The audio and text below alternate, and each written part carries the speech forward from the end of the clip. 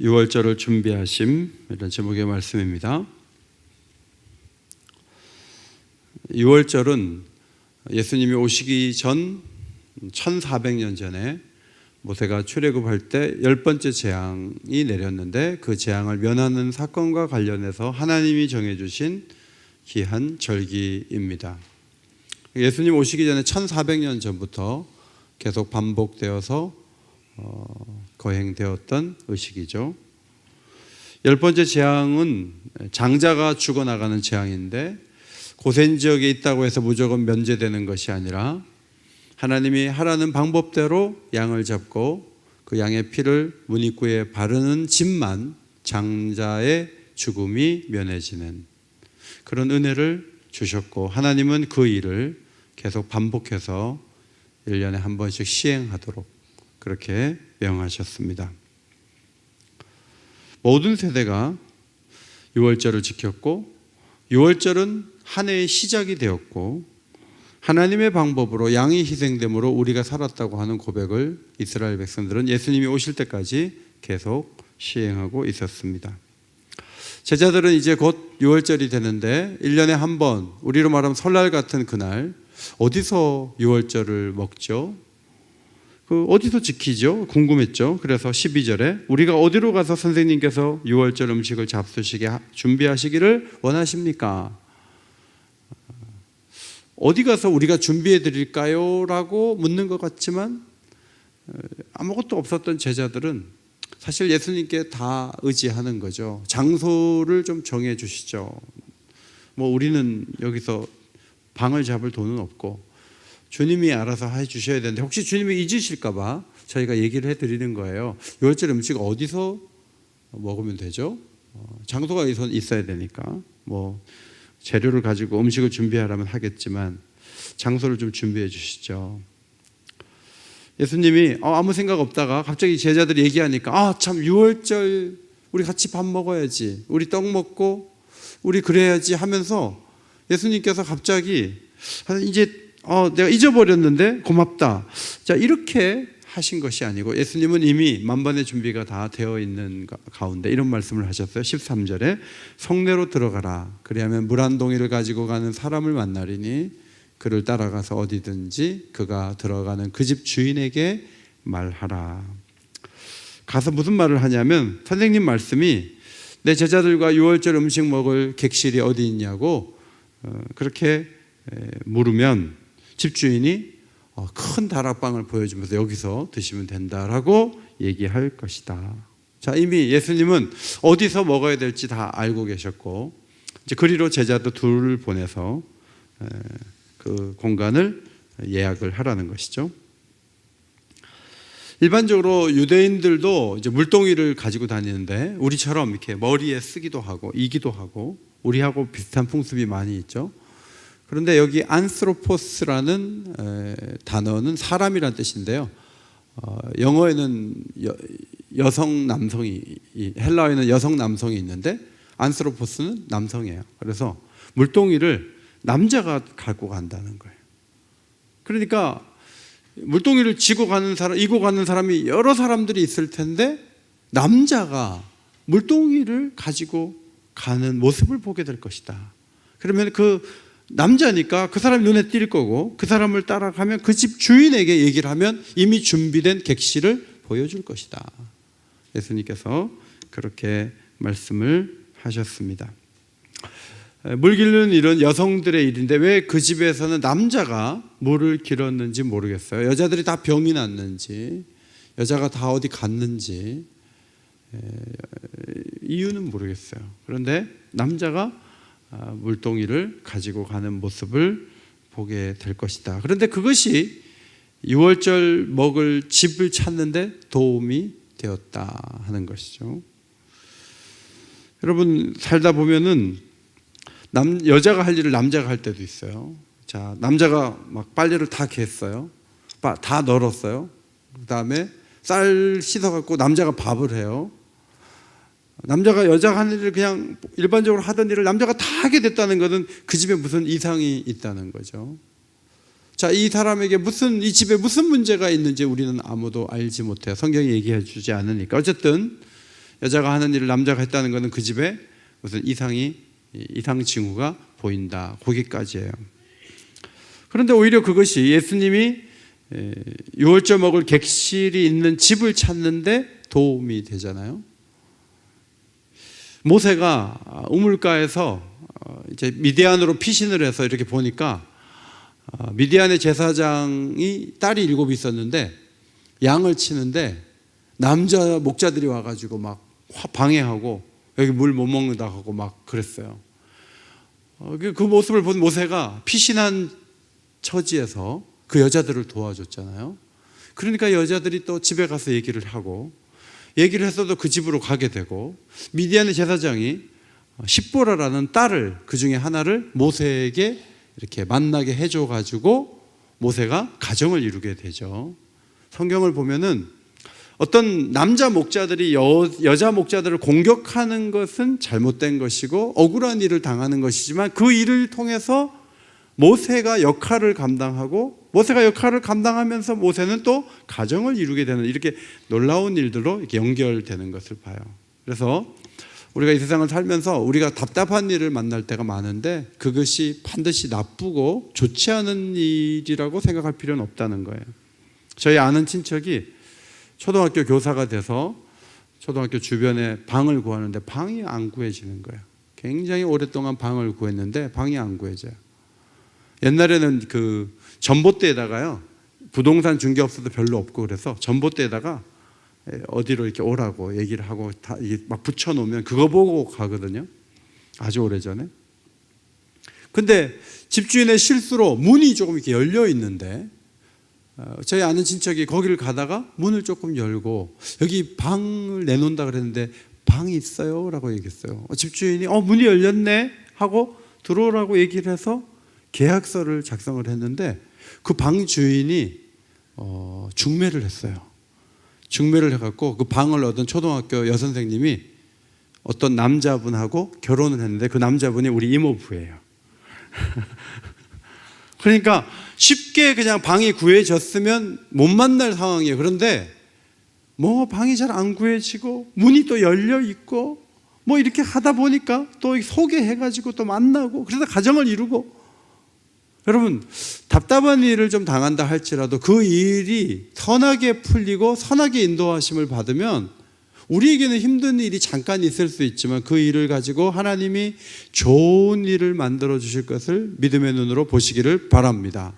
하만이라는 사람이 유대인들을 일시에 다 죽이려고 했잖아요. 그런데 에스더와 모르드게가 힘을 합쳐서 유대인들을 그 죽음의 그늘에서 건지고 오히려 하만의 그 세력들을 벌하고, 그래서 정기적으로 그 제국 안에서 불임절이 시작되는데 지금도 유대인들은 불임절을 열심히 지킨다 그래요.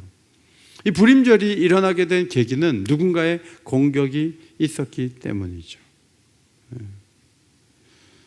가끔은 아내가 하던 일을 남편이 할 때 내가 이 일을 해야 되나? 아이들이 하던 일을 부모가 해야 될 때가 있고, 어떨 땐 부목사님들이 하던 일을 담임 목사가 해야 할 때도 있어요. 그때 어리둥절해 하지 말고 그냥 신속하게 빨리 하는 게 좋아요. 이게 뭐지? 이러지 말고 이 모든 것이 하나님의 섭리 속에 있으니까. 14절 선생님 말씀이 내가 내 제자들과 함께 유월절 음식을 먹을 나의 객실이 어디 있느냐. 자, 이렇게 얘기하라는 거예요. 그러면 큰 다락방을, 준비된 다락방을 보여준다. 신기하지 않아요?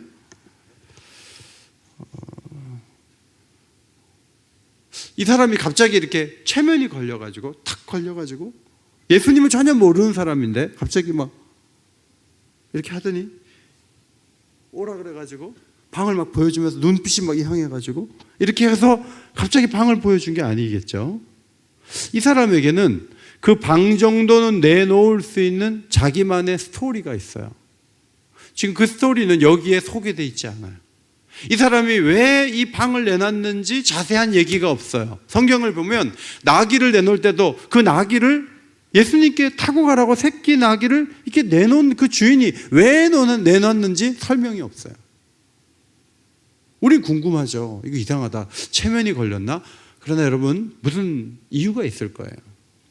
헌신은요 절대로 그냥 하지 않아요.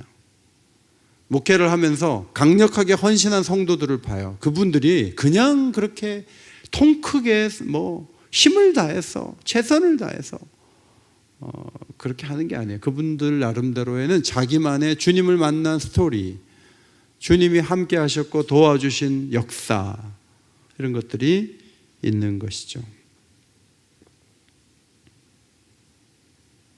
주님은 자신의 방법으로 준비를 하셨습니다.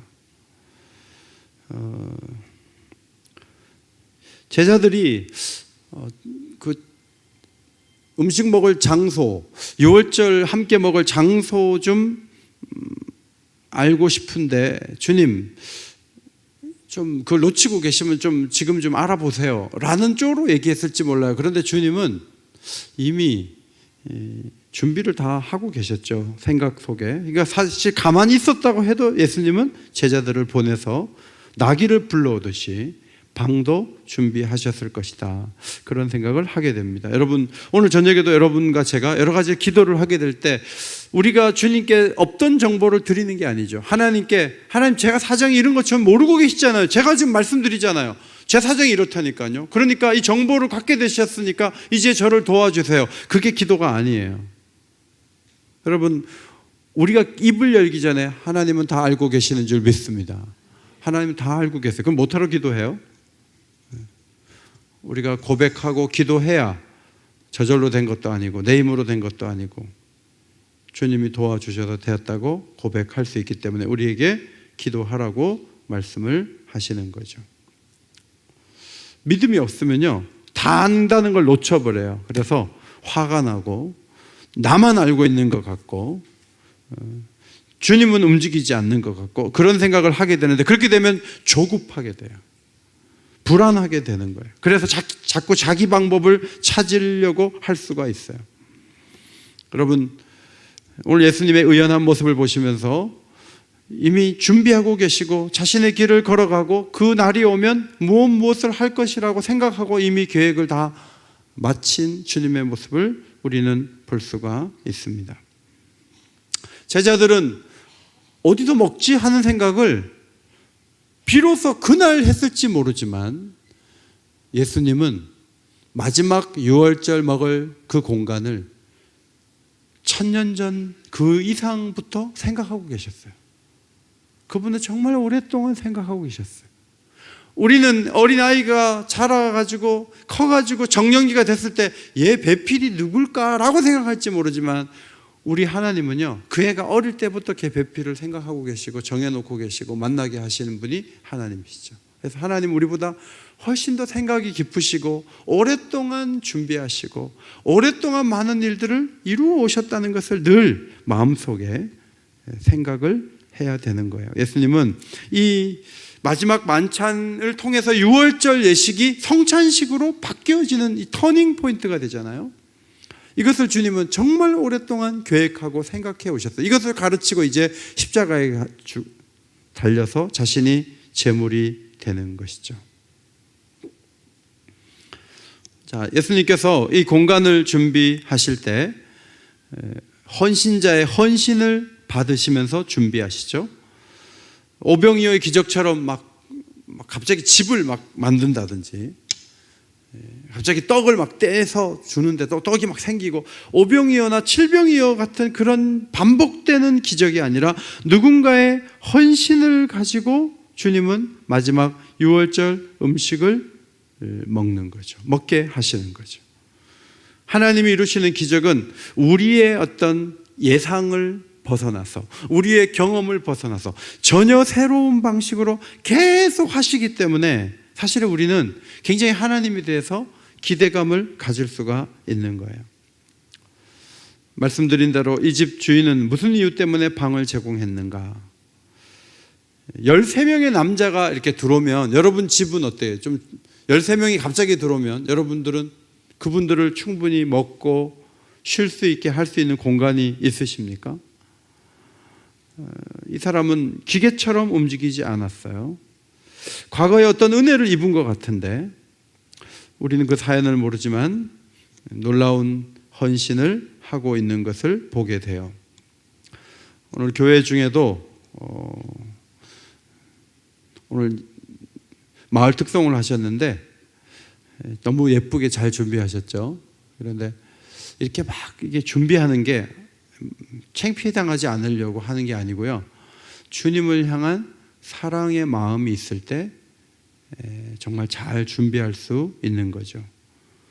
사람들마다 스토리가 있어요. 저는 설교하면서 제 스토리를 여러분에게 많이 말씀을 드렸어요. 근데 여러분의 스토리는 잘 몰라요. 그래서 신방을 가서 여러분들이 어떻게 여기까지 왔는지, 또 왜 주님을 이렇게 사랑하게 됐는지, 왜 금요 기도회까지 와서 기도하게 됐는지 여러분의 스토리를 사랑방에서도 나누시고 목회자인 저에게도 이렇게 들려주세요.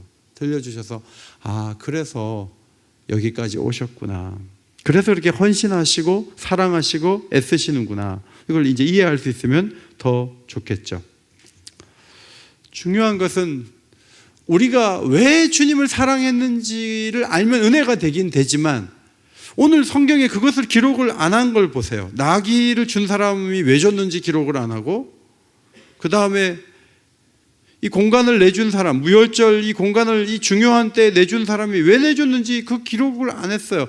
기록을 안 해도 괜찮아요. 중요한 것은 그게 중요한 게 아니기 때문에. 중요한 것은 예수님의 계획과 섭리 속에서 되어진, 예수님은 이미 준비하고 계시고 알고 계시고 누군가를 보내시면 만나고 방문을 열어 보이고, 그래서 거기 가서 쉴 수 있고 거기서 음식을 먹을 수 있고, 이렇게 예수님이 구상한 대로 착착착착 되는 게 중요한 거지, 그 사람이 왜 그것을 그렇게 열어놨는지를 설명하는 게 그렇게 중요한 건 아니다. 성경은 그 어조로 우리에게 말씀을 하고 있는 거죠. 무명의 헌신자가 제공했던 나귀, 무명의 헌신자가 제공했던 빈방, 큰 다락방. 이름이라도 좀 적어놓지, 이름도 빼놔요. 우린 답답해요. 이름이라도 좀 가르쳐주지. 성경은 말합니다. 그게 그렇게 중요한 게 아니다. 그런 사람은 앞으로도 엄청나게 많을 것인데 그들 이름을 역사 가운데 드러내고 모두 다 소개하는 게 그게 중요한 게 아니다. 중요한 것은 하나님께서 생각하신 대로, 구상하신 대로 된다는 그 사실이 더 중요한 것이다. 성경은 그것을 우리에게 가르쳐 주고 있죠. 성도 여러분, 다락방을 이 사람이 안 내놓으면 다락방이 하나도 없을까요? 예루살렘에 이 다락방 내놓을 수 있는 사람이 이 사람밖에 없고 나귀를 줄 수 있는 사람이 그 사람밖에 없었을까요? 저는 아니라고 봐요. 많이 있어요. 그런데 그 중에 주님이 하나씩 고른 거예요. 이 사람 나귀, 이 사람 다락방. 근데 만약에 그 사람이 제 나귀 안 되는데요, 내가 미쳤어요? 나 못 내놔요.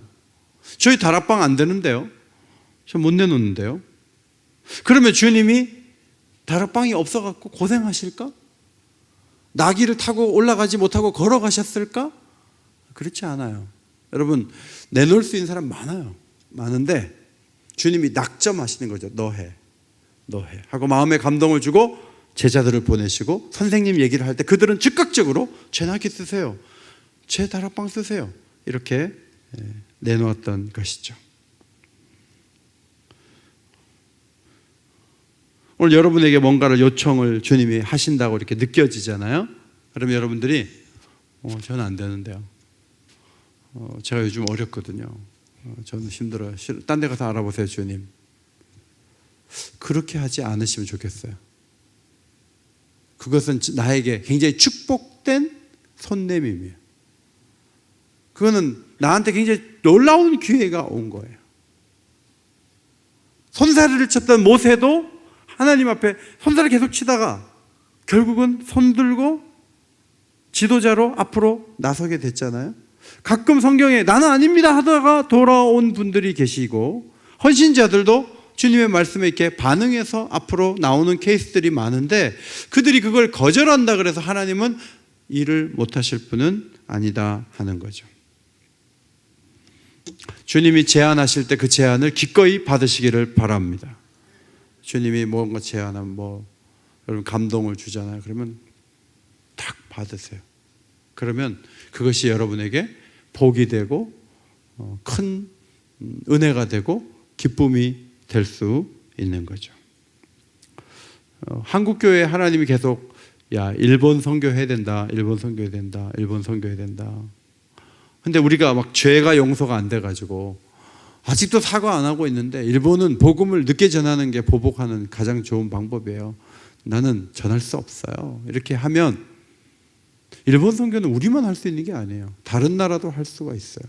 북한 선교를 준비해라, 북한 통일을 준비해라, 이런 사명을 한국교회에 막 주실 때 우리가 북한이 핵 가지고 이렇게 장난치는데 언제 통일될 줄 알고 우리가 준비해요? 우리 안 해요.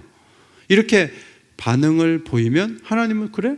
한국교회가 안 하면 중국교회 가지고 하지. 하나님은 얼마든지 기회가 있는 분인데 우리에게 뭔가 사명을 주실 때 그 사명을 잘 감당해야 돼요. 안 하면 다른 사람에게 기회가 간다는 거예요. 그래서 기도하실 때요, 하나님 여러분에게 주신 사명이 뭔가를 자꾸 생각해 보세요. 그리고 여러분에게 주시는 그 감동이 있잖아요. 감동. 그 감동을 마음속에 새기고 내가 이것을 순종해야 되겠다, 거기까지 나가는 것이 매우 중요하죠. 여러분 가족에게 어떤 아픔이 있잖아요. 그러면 그 가족을 누가 돕겠어요? 가족이 도와야죠. 우리 가족이 이래야 내가 어떻게 도와? 남이 와서 돕든지 하나님이 돕든지 이러지 말고, 여러분 가족이 어려우면요, 여러분 가족이 여러분이 도와주는 것이 사명이에요. 자기 가족을 자기 식구가 외면하면, 다른 사람에게 도움을 받는다면 그것은 좋은 일이 아니에요. 긍휼과 사랑으로 하나님 원하시는 일을 지속적으로 감당하는 것이 그래서 중요합니다. 긍휼과 사랑으로 하나님이 원하시는 일을 우리가 지속적으로 감당해야 됩니다. 재림하실 주님을 깨어 있어서 잘 준비해야 될 일, 또 그것이 우리 교회의 사명이고, 두려워하지 말고 염려하지 말고 약속을 붙잡고 복음을 전하는 일을 힘쓰면서 재림을 깨어서 잘 준비하는 것, 그것이 교회가 감당해야 될 사명입니다. 오늘 이 스토리를 보면은 예수님이 제자들에게 어디 가서 이렇게 얘기하면 집주인이 그걸 보여줄 거야.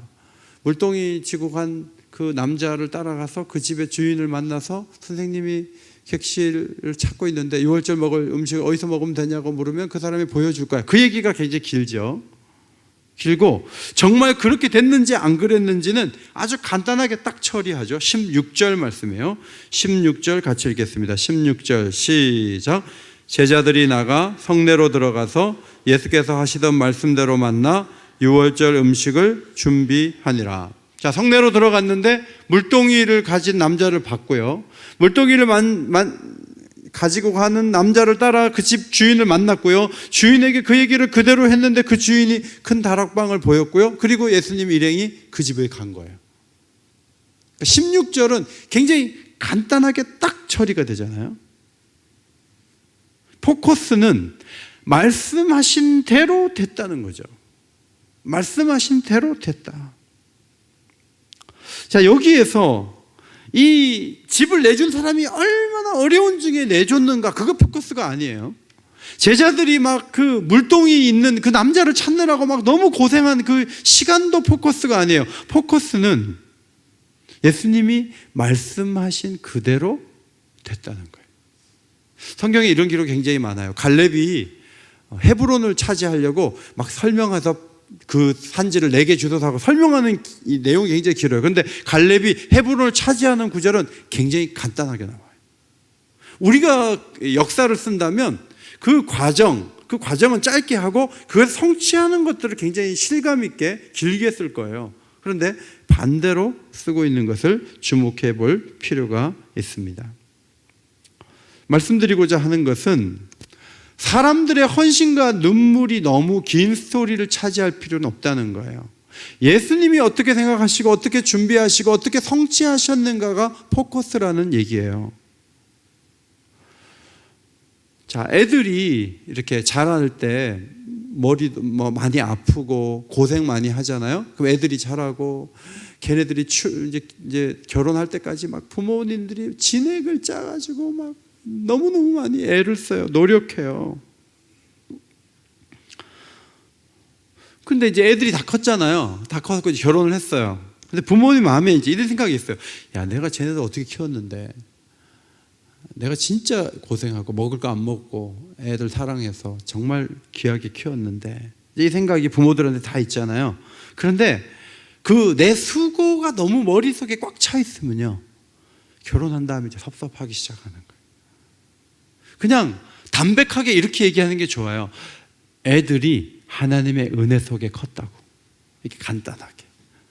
물론 걔 없고 병원에 뛴 적도 있고, 걔 다쳤을 때 입원시킨 적도 있고, 걔에게 대학 등록금도 주고 걔한테 많이 쏟아부은 게 맞아요. 근데 그게 다 하나님 주신 거잖아요. 그러니까 아이를 볼 때 하나님 은혜로 컸다고 이렇게 간단하게 담백하게 쓰는 게 좋아요. 뭐 너무 거기다가 그 아이 때문에 고생한 부모의 얘기를 많이 쓰면요, 나중에 이 배은망덕한 놈이라고 그 얘기가 입에서 나오기가 쉬워요. 여러분, 어떤 일을 이루었을 때 하나님이 하셨다고 크게 고백하시기를 바랍니다. 매우 중요한 성경적 관점이에요. 하나님, 그 애들 제가 키웠는데요, 제가 수고했는데요. 자, 그런 얘기들을 좀 내려놓을 필요가 있다는 거예요. 여러분, 내가 뭐 역사에서 그렇게 막 안 드러나면 어때요? 하나님의 의도대로 됐고 하나님이 일을 하셨으면 됐지. 그게 뭐가 중요해? 하나님이 하셨으면 됐지. 여기 지금 전도회별로 꽃을 이렇게 했어요. 했는데 막 이런 걸 보면서 너무 막 예민해가지고, 막 누구 전도회 꽃이 예쁜가, 어느 게 빛깔이 더 좋은가, 그리고 막 그 꽃이 오래가는 그 화분일수록 우리 사전도에는 뭔가 기도를 열심히 하니까 꽃도 오래가네, 뭐 이러면서 이렇게 했고, 어쨌든 어떤 현상하고 자기 노력하고 너무 연결해가지고 인정받으려고. 여러분, 꽃이 시드는 시점과 전도회가 건강한지 병들었는지는 아무 관계가 없습니다. 꽃은 꽃이고 전도회는 전도회예요. 그런데 우리 너무 많은 부분에서 이렇게 연결을 자꾸 시키면서 자기가 박수 받고 인정받고 칭송받으려고 하는 이런 의지, 이런 것들이 성경에서는 무시되는 거예요. 집주인을 너무 부각시키지 않아요. 그냥 그가 협력했다, 이 정도예요. 여러분이 집주인이라고 할 때 마가가 쓴 이 복음서를 읽고 섭섭하네, 이름도 안 넣느냐, 그리고 내가 이걸 왜 내놨는지, 왜 그걸 왜 안 적어, 여기 따지고 들 필요가 없잖아요. 예수님 말씀대로 다 된 거구나. 그러면 만족할 수 있어야죠. 17절, 저물매 그 12를 데리시고, 18절, 가서 다 앉아 먹을 때, 그랬죠. 자, 12명을 데리고 예수님이 다 가셨어요. 13명이 들어갔어요. 저희 집이 이제 애들 클 때 6명이었어요. 식구가 6명이었는데, 식당에 이렇게 가면은 작은 식당은 이렇게 우리를 한참 쳐다봐요. 쳐다보고, 여기 다 한 엄마에서 난 애들이에요, 이러면서 물어봐요. 근데 6명이 이게 가도요, 집이 좁은 집도 있고, 그래서 어떨 때는 둘만 데리고 가고 그럴 때가 있었는데, 방이 막 작은 데를 어떻게 얻어가지고 6명은 밖에 대기 상태에 있다가 나중에 2차로 먹고 이러지 않죠. 한몫 다 들어가도 넉넉한 거죠. 여러분, 주님이 어떤 공간을 준비하신다 했을 때 막 비좁은 데 집어넣고 막 줄 서게 하고, 주님 그렇게 하지 않죠. 오병이어의 기적이나 칠병이어의 기적도 보면 몇 바구니, 몇 광줄이 이렇게 남기잖아요. 뭐 고기 잡을 때 막 조금 잡는 게 아니고 그물이 찢어질 정도로 잡으니까 주님이 일하는 스케일로 봐서 13명이 들어가도 남는 그런 공간이었을 것이다, 그렇게 볼 수가 있습니다. 미국에서 손님들이 오면, 한국에 오면 이때 길이 좁아요. 좁고, 우리는 4차로 만들어 놓고 막 너무 길이 좁아서 어떻게 하면 가변 차로를 하나 더 만드느라고 차가 달랑말랑 할 정도로 막 길을 좁혀가지고 4차선을 5차선으로 만들어 놓고 출퇴근 시간에 화살표 해가지고 가운데 또 하나 만들어가지고 아주 좁게 살아요. 저희 아파트 그 주차장은요, 주차하기가 너무 힘들어요. 막 기둥 옆에다 하면 일단 주차는 했는데 문을 못 열어, 못 나가. 그래가지고 다시 빠져나와갖고 지하 한 층 더 내려가갖고 저쪽에 넉넉한 데 갖다 대야 돼요. 너무 이게 좁아가지고, 이게 왜냐하면 땅이 좁으니까 주차 공간도 작게 만들고 차는 커졌는데 주차장은 그대로니까 이 너무너무 가는 곳마다 좁아요. 화장실 가면 남자들 소변기도 굉장히 작아요.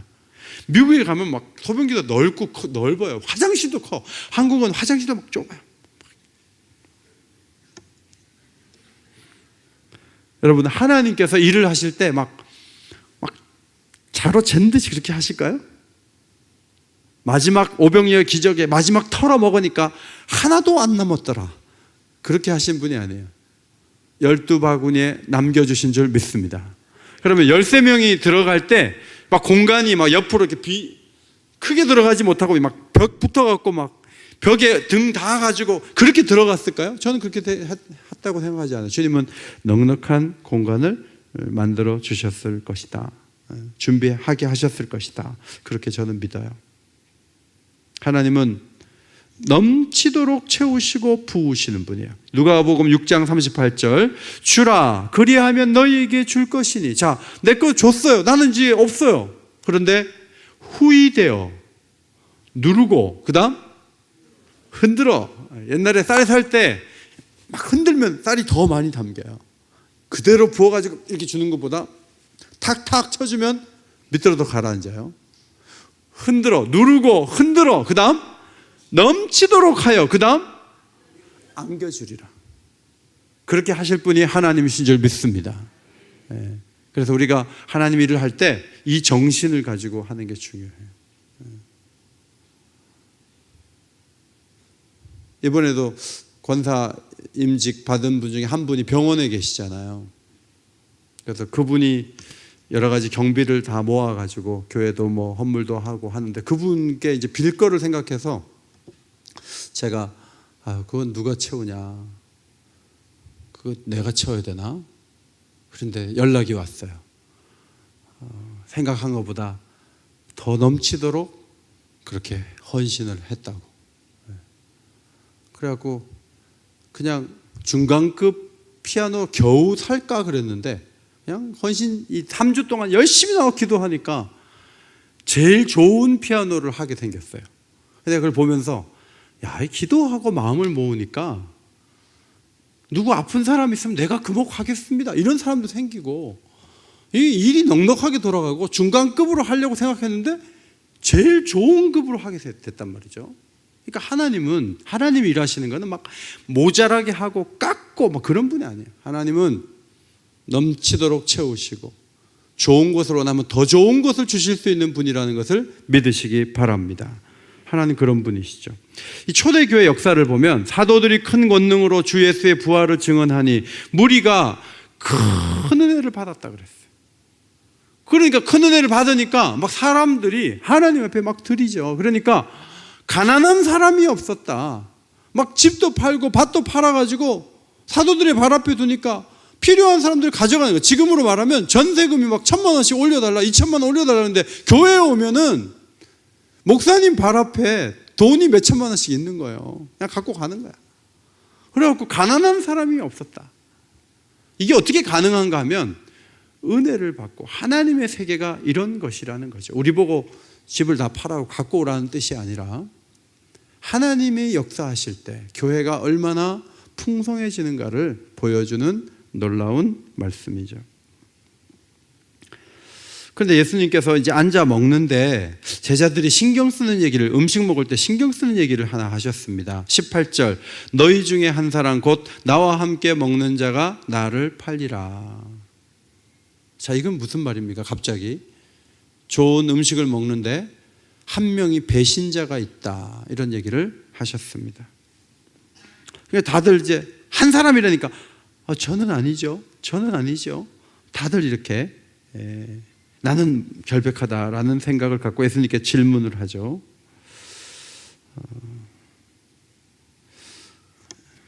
예수님께서 그 중에 한 사람을 알고 계시죠. 그래서 저 같으면 성찬 받는 자리에 못 들어오게 할 거예요. 마지막 성찬이고 마지막 유월절 음식은 성찬식이 되는데 우리도 죄가 걸리면은 성찬 들지 말라고 하잖아요. 그러니까 가룟 유다 너는 밖에 서 있어. 손 들고 서 있어. 하고 들어가갖고 야, 저 밖에 있는 유다가 나를 파는 거야. 나쁜 놈. 이렇게 얘기를 할 수 있잖아요. 얼마든지. 그런데 예수님은 같이 끼어 들어가요. 들어가서 성찬 같이 먹여요. 유다라고 얘기를 안 하면서 오늘 본문에는 인자를 파는 그 사람은 차라리 나지 않았으면 자기에게 좋을 뻔했다 이렇게 단언을 하시는데, 요한복음을 보면요, 이제 베드로가 요한하고 예수님하고 친하거든요. 예수님한테 막 기대고 있고 그러니까 베드로가 물어보라고, 누구냐고 물어보라고 머리짓으로 이렇게 했어요. 그러니까 요한이 선생님 누가 파는데요? 다시 물었어요. 근데 예수님이 요한복음에 보면 떡을 한 조각 해서 이렇게 초에 찍어가지고 이렇게 주는 그 사람이라 그러면서 그걸 딱 찍어갖고 누구한테 줬냐면 가룟 유다에게 줬어요. 그러니까 유다가 그걸 딱 조각을 받을 때 사탄이 그 속에 들어가가지고 밖에 나가서 예수님 파는 일을 적극적으로 했다고 성경은 기록하고 있습니다. 결국 성찬의 자리에서 유다가 드러나게 됐습니다. 사실 뭐 이런 배신자를 어떻게 합니까? 전능하신 예수님께서 유다야 손을 내봐라. 손이 얏! 그러면 이렇게 돌아가지고 선생님 손이 네가 한 짓을 생각해봐. 그러면 이제 손이 돌아가는데요. 그러면은 네가 날 배신하니까 너는 발도 돌아갈 거야. 그럼 발이 확 돌아가. 이렇게 해가지고 못 움직이게. 그러면 예수님 팔로 못 갈 거 아니에요. 자, 주님이 그렇게 하지 않았어요. 성찬의 자리에 들어와. 나를 파는 한 사람이 있어. 유다를 너다 안 하고 떡 미운 사람 떡 하나 더 준다고 떡을 이렇게 주는 거예요. 떡 하나 받고 밖으로 나가요. 자, 나이스하게 헤어져요. 나이스하게 헤어져요. 그런데 유다는 유다의 길을 걸어가고 예수님은 예수님의 길을 걸어가는 거예요. 여러분, 유다가 이럴 수 있습니까? 유다는 3년이나 예수님 가장 가까이에서 말씀 들었던 사람이에요. 예수님이 능력을 봤어요. 죽은 자도 살리고 그분의 그 긍휼과 그분의 그 놀라운 모습들을 3년 내내 본 사람이 유다예요. 그런데 유다가 어떻게 예수님께 이럴 수 있죠? 어떻게 이럴 수 있냐고요. 성경은 왜 이 부분을 놓치지 않고 기록했죠? 소설 가운데 유다가 열심당원이었다. 그래서 예수님이 자기 방식으로 세상을 뒤엎지 않기 때문에 예수님 보고 답답하고, 그래서 예수님을 자극하려고 이렇게 하면 예수님이 능력을 나타내면서 갑자기 코너에 몰리자 예수님의 폭발적인 능력이 나타나서 헐크가 돼가지고 예수님이 다 로마군을 뒤집어 내지 않을까. 자, 그런 상상을 하면서 유다를 합리화시키는 소설가도 있어요. 그러나 그가 아무리 열심당원이었고 폭력적인 방법으로 세상을 바꾸려고 했다고 할지라도 유다의 이 모습은 사탄의 종노릇을 한 것에 불과하다. 성경은 그렇게 가르치고 있죠. 여러분, 요나 선지자에 대한 부분을 우리가 임직 받을 분들이 숙제를 잘 해내셨어요. 오늘까지죠. 근데 열심히 잘 해내셨는데, 요나가 강한 민족애를 가지고 있잖아요. 그런데 그 민족애가 너무 강할 때 그게 신앙적으로 방해가 됐다는 거죠. 어쩌면 가룟 유다도 뭐 그런 종류의 배신을 할 수도 있었겠지만 어쨌든 그것은 굉장히 하나님의 뜻과는 관계가 없는 것이었다 하는 거죠.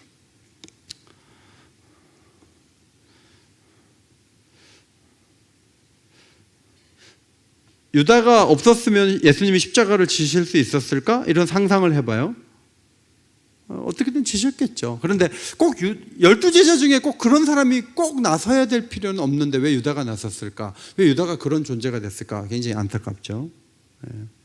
자, 무대에서 악역을 누가 해야 되잖아요. 연극은 악역을 해도 돼요. 그런데 인생의 역사에서 자기 인생을 악역을 하는 존재로 자리매김할 필요는 없어요. 그러면 정말 그 사람은 나지 않는 게 좋을 뻔한 사람이 될 수가 있어요. 여러분의 한 번뿐인 이 삶을 선한 역할을 하시기를 바랍니다. 선한 역할을 하세요.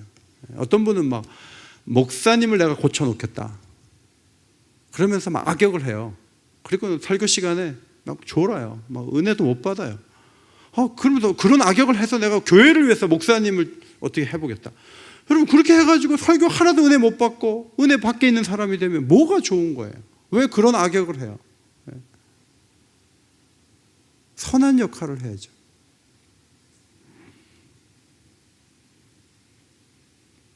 배신자 유다에 대하는 이미 준비되어 있었죠. 사도행전에 가면은 유다에 대한 예언이 있는데 시편 109편 8절이에요.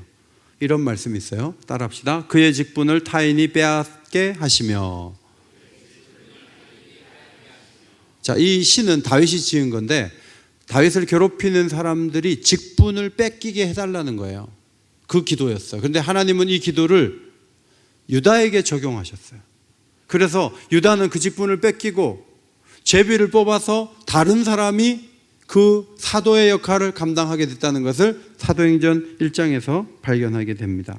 자, 사도행전 1장 25절 26절 앞에 보시고 읽습니다. 시작. 유다는 이 직무를 버리고 제 곳으로 갔나이다 하고 제비 뽑아 마띠아를 얻으니 그가 11사도의 수에 들어가니라.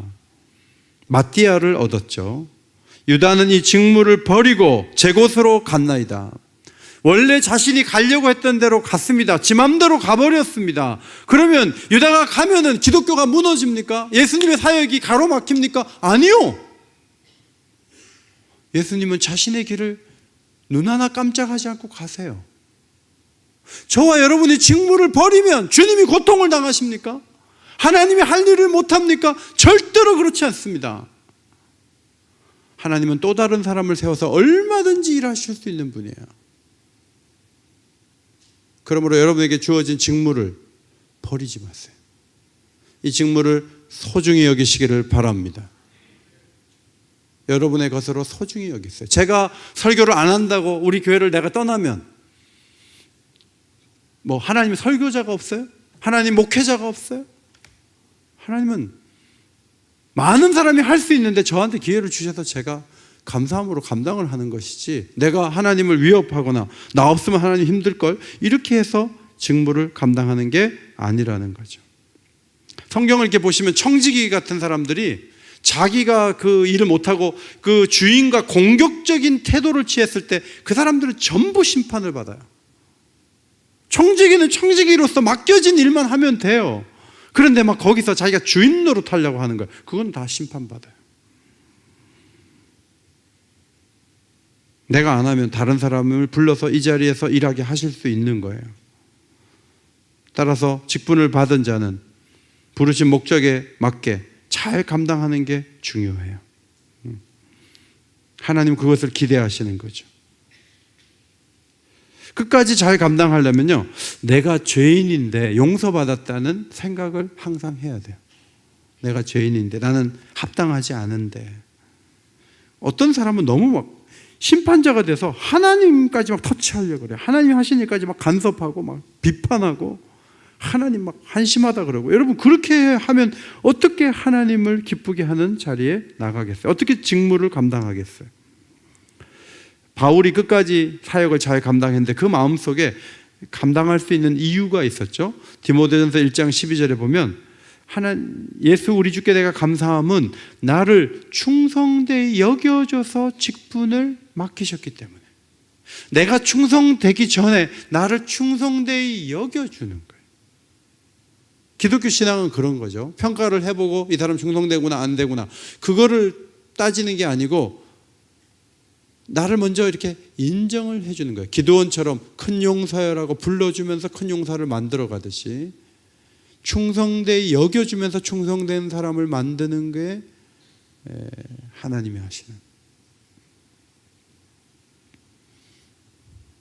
외국에 친척들이 왔는데 꼬마가 왔어요. 꼬마가 36개월 된 애가 왔는데 걔는 뭐 맨날 뭐 부모님 힘들게 하는데 그 아버지가 영국 분이 계속 그 아이에게 뭐라 그러냐면 굿보이, 굿보이. 내가 보기엔 걔가 무슨 굿보이예요. 걔는 맨날 뭐 자기 요구하고 맨날 그러는데, 그 말은 네가 착한 아이다라는 그 얘기는요, 계속 그렇게 불러주면서 걔가 그렇게 되도록 아버지가 끌어가는 거죠. 굿보이라고 불러주면서. 지금은 아니지만 하나님도 우리에게 그렇게 하시는 거예요. 고린도후서 11장 3절을 마지막으로 보겠습니다. 앞에 보시고 크게 읽겠습니다. 시작. 뱀이 그 관계로 하와를 미혹한 것 같이 너희 마음이 그리스도를 향하는 진실함과 깨끗함에서 떠나 부패할까 두려워하노라. 유다는 그리스도를 향하는 진실함과 깨끗함에서 떠났죠. 그래서 마음이 부패한 케이스죠. 여러분, 마음이 그리스도를 향한 진실함과 깨끗함에서 떠나면요, 부패해요. 부패하면요, 다른 복음을 좋아하고 다른 고린도 교인들을 보면 다른 예수를 전파하거나 다른 영을 받게 하거나 다른 복음을 말하면 막 끌렸다 그랬어요. 이게 부패한 현상이에요. 여러분의 마음이 예수님께 진실하고 예수님 앞에서 깨끗하게 살려고 애쓰고 그런 마음이 있어야 직무를 더 잘 감당할 수가 있다는 거예요. 성도 여러분, 전에 충분한 은혜를 못 경험해서가 아니고 예수님을 향한 그 마음에서 흔들리면 모든 것이 흔들린다는 거죠. 유다는 예수님께 오점 같은 제자였습니다. 그러나 성경은 한 번도 예수님의 제자 훈련이 실패했다, 이렇게 성경은 기록하지 않습니다. 가장 복된 자리에서도 가장 나쁜 인간이 나올 수 있다, 성경은 그것을 말해주고 있어요. 환경이 좋다 그래서 좋은 사람이 항상 나오는 거 아니에요. 예수님의 그늘 아래서도 이런 인간이 나올 수가 있어요. 우리가 얼마나 조심해야 되는가 하는 것을 보여주죠. 저 같으면, 유다가 그랬으면 저는 십자가, 다음 6월절에 십자가 지고요, 1년 동안 유다를 공격하겠어요. 유다를 괴롭히겠어요. 다시는 배신자가 나오지 않는 기독교를 만들기 위해서 저는 기강 확립에 나서겠어요. 그런데 예수님은요, 유다는 유다의 길을 가고 나는 내 길 간다 하시고 자신은 십자가를 그 6월절에 지셨습니다. 유다의 배신이 예수님의 출발을 지연시킬 수 없고 교회의 출발을 지연시킬 수 없었어요. 유다는 그냥 혼자 불행한 길을 간 거예요. 교회는 교회대로, 예수님은 예수님대로 자신의 길을 걸어가는 거예요. 여러분 중에 누가 죄에 빠지고 죄 쪽으로 가잖아요. 그러면 그걸로 그 사람은 그렇게 가는 거예요. 그리고 모든 교회 공동체, 예수님이 원하시는 사람들은 그 사람대로 이렇게 가는 거예요. 각각 다르게 가는 거예요.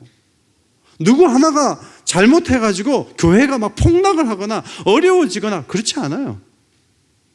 유다만 기회를 놓친 거예요. 그리고 사단의 도구가 되고 파경에 이른 거예요. 끝까지 성령의 도구가 되시기를 바랍니다. 성령의 쓰임을 받으시기를 바랍니다. 모든 것을 알고 모든 것을 보시는 하나님 앞에서 성령의 도구가 되려고 애써야 돼요. 유다를 보면서 한심하다, 어떻게 이런 인간이 나올 수 있지라고 우리가 얘기할지 모르지만, 우리 성경은 우리에게 네가 유다가 될 수 있다. 너 조심하지 않으면, 너 교만을 꺾지 않으면, 너 하나님 말씀에서 진실하지 않으면 너도 유다의 길을 걸어갈 수 있다라고 우리에게 경고하시는 거죠. 성도 여러분, 끝까지 잘 달려가는 게 중요해요. 장례식 할 때까지 오점을 남기지 말고 하나님의 뜻 가운데 잘 걸어가야 돼요. 내일 임직식이 있습니다. 지난 3주 동안 매일 20명 이상 나와서 새벽기도 하셨어요. 다음 주는 감사하게도 고난주간 특별 새벽기도예요. 그래서 토요일날 직분 받고 월요일부터 안 나오겠어요? 다음 주에 나올 거예요. 그런데 중요한 것은 5년 후에도 기도하려는 재직인가 하는 거예요. 10년 후에도 기도하려는 재직인가 하는 거예요.